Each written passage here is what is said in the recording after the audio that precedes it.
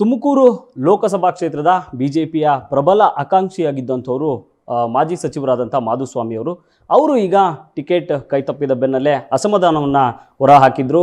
ಇದಕ್ಕೆ ನೇರವಾಗಿ ಯಡಿಯೂರಪ್ಪ ಅವರೇ ಕಾರಣ ಅನ್ನುವಂಥ ಹೇಳಿಕೆಯನ್ನು ಕೂಡ ಕೊಟ್ಟಿದ್ರು.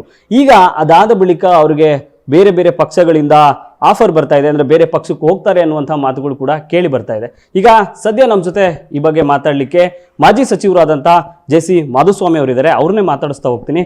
ಬನ್ನಿ ಸರ್, ನಮಸ್ಕಾರ. ಈಗ ನಿಮಗೆ ಬೇರೆ ಪಕ್ಷದಿಂದ ಆಫರ್ ಬಂದಿದೆ, ಬೇರೆ ಪಕ್ಷಕ್ಕೆ ಹೋಗ್ತಾರೆ ಅನ್ನುವಂಥದ್ದು ಕೇಳಿ ಬರ್ತಾ ಇದೆ, ಏನು ಹೇಳ್ತೀರಾ ಸರ್? ಈಗ ನನಗೆ ಬೇರೆ ಪಕ್ಷದಲ್ಲಿ ಜವಾಬ್ದಾರಿ ಸ್ಥಾನದಲ್ಲಿರೋರು ಯಾರೂ ಯಾವ ಆಫರು ಕೊಟ್ಟಿಲ್ಲ. ಸ್ನೇಹಿತರುಗಳಾಗಿ ಕೆಲವರು ಯಾಕೆ ಹೋಗಬಾರ್ದು, ಇಲ್ಲೇ ಯಾಕಿರಬೇಕು ಅಂತ ಚರ್ಚೆ ಮಾಡ್ತಾವ್ರೆ. ಇನ್ನು ಕೆಲವರು ಸ್ನೇಹಿತರುಗಳು ಬೇಡ, ಇಲ್ಲಿರೋದೇ ಒಳ್ಳೆಯದು, ಅಲ್ಲೋಗಿ ಏನು ಮಾಡ್ತೀರಿ ಅಂತ ಚರ್ಚೆ ಮಾಡ್ತಾವ್ರೆ. ಇದು ಯಾವುದೂ ನಾವು ನಿರ್ಣಯ ತಗೊಳ್ಳೋಂಥ ಜವಾಬ್ದಾರಿ ಸ್ಥಾನದ ಜೊತೆ ಆಗಿರೋ ಮಾತುಕತೆ ಎಲ್ಲ ನಿಮಗೆ ಕ್ಲಿಯರಾಗಿ ನಾನು ಹೇಳ್ತಾ ಇದ್ದೀನಿ. ಇದೆಲ್ಲದನ್ನು ಮುಂದುವರೆದು ನಾನು ಕಾರ್ಯಕರ್ತರ ಅಭಿಪ್ರಾಯ ಬಿಟ್ಟು ಮುಂದುವರೆ ಮನುಷ್ಯ ಅಲ್ವೇ ಅಲ್ಲ. ನಾನು ಚಿಕ್ಕದ್ರಿಂದ 180 ಚಿಲ್ಲರೆ ಕಾಂಗ್ರೆಸ್ ಸೀಟ್ ಗೆದ್ದಾಗ ನಾನು ಜನತಾ ಪಾರ್ಟಿಯಿಂದ ಆಯ್ಕೆ ಆಗಿದ್ದೆ.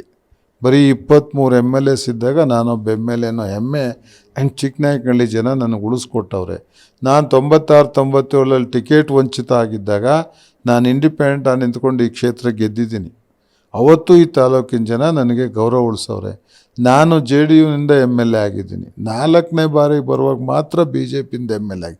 ಅದರರ್ಥ ನನ್ನ ಹಿಂದೆ ಸಮಗ್ರವಾಗಿ ನಮ್ಮ ಕಾರ್ಯಕರ್ತರ ಒಂದು ಸೇನೆ ಇದೆ, ಒಂದು ಹಿತೈಷಿಗಳದೊಂದು ಗುಂಪಿದೆ. ಅವ್ರನ್ನೆಲ್ಲ ಬಿಟ್ಟು ನಾನು ಏಕಾಏಕಿ ತೀರ್ಮಾನ ತೊಗೊಳೋದು ನನಗೆ ಬೆಳೆಸಿರೋರಿಗೆ ಕೊಡೋ ಗೌರವ ಅಂತ ನಾನು ಅಂದ್ಕೊಂಡಿಲ್ಲ.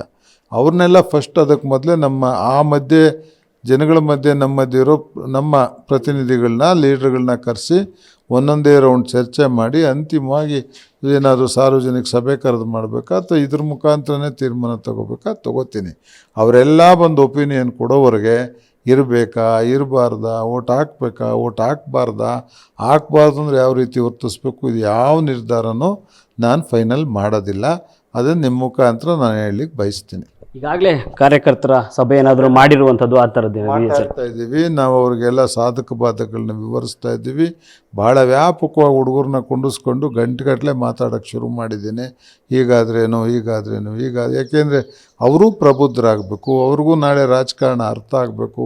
ಏನೋ ದಿಢೀರ್ ಡಿಸಿಷನ್ ತಪ್ಪು ಮಾಡ್ಕೊಂಡ್ವಿ ಅಂತ ನಾಳೆ ಅಂದ್ಕೋಬಾರ್ದು ಅನ್ನೋ ಕಾರಣಕ್ಕೆ ಎಲ್ಲರನ್ನೂ ಪಂಚಾಯತ್ ಹೊರತು ಒಬ್ಳೆಯವರು ಎಲ್ಲದನ್ನು ಮಾತಾಡ್ತಾ ಇದ್ದೀನಿ. ಇಲ್ಲಿದ್ದರೆ ಏನಾಗುತ್ತೆ, ಅಲಿಯನ್ಸ್ ಮುಂದುವರೆದ್ರೆ ಏನಾಗುತ್ತೆ, ಅಲಿಯನ್ಸ್ ಮುಂದುವರೆದ್ರೆ ನಮ್ಮ ಪರಿಸ್ಥಿತಿ ಏನಾಗುತ್ತೆ, ಬೇರೆ ಪಕ್ಷಕ್ಕೆ ಹೋಗ್ಬೇಕಾ ಬೇಡವಾ, ನಾಳೆ ಯಾರನ್ನು ನಂಬಬೇಕಾಗುತ್ತೆ, ನಾವು ಯಾರಿಂದ ನಮಗೇನಾದರೂ ವಿಶ್ವಾಸ ಇದೆಯಾ, ಯಾರು ನಮ್ಮನ್ನು ಉಳಿಸ್ಕೋತಾರೆ ಇಲ್ಲಿ.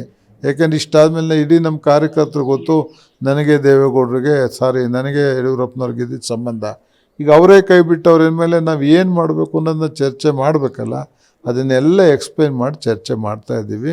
ಎವ್ರಿಥಿಂಗ್ ಈಸ್ ಡಿಸ್ಕಸ್ಡ್, ಅದರಲ್ಲೇನು ಮುಚ್ಚುಮರೆ ಇಲ್ಲ. ಮುಂದುವರೆದೇ ಏನು ಮಾಡಬೇಕು ಅಲಿಯನ್ಸು ಚರ್ಚೆ ಮಾಡ್ತೀವಿ. ಕಾಂಗ್ರೆಸ್ಗೆ ಹೋದ್ರೆ ಏನಾಗುತ್ತೆ, ನಾವು ಕಾಂಗ್ರೆಸ್ಗೆ ಹೋದರೆ ಬೇರೆಯವ್ರಿಗೆ ಎಷ್ಟು ತೊಂದರೆ ಆಗುತ್ತೆ, ಅವ್ರ ರೆಬೆಲ್ ಆದರೆ ಏನಾಗುತ್ತೆ, ಇವೆಲ್ಲ ಮಾತಾಡಿ ಅಂತಿಮ ತೀರ್ಮಾನಕ್ಕೆ ಬರ್ತೀವಿ. ತೀರ್ಮಾನಕ್ಕೆ ಬಂದಮೇಲೆ ಆ ಪಾರ್ಟಿಯವ್ರ ಜೊತೆ ಚರ್ಚೆ ಮಾಡಿ ಅವ್ರು ಏನೇನು ನಮಗೆ ಸಮಾಜಾಶಿ ಕೊಡ್ತಾರೆ ಅಥವಾ ಅನುಕೂಲಗಳು ಮಾಡಿಕೊಡ್ತೀವಿ ಅಂತ ಹೇಳ್ತಾರೆ, ಅದ್ರ ಮೇಲೆ ತೀರ್ಮಾನ ಮಾಡ್ತೀವಿ. ನ್ಯೂಸ್ ಫಸ್ಟ್, ನಿರ್ಭೀತಿಯಿಂದ ನಿಮ್ಮ ಪರವಾಗಿ.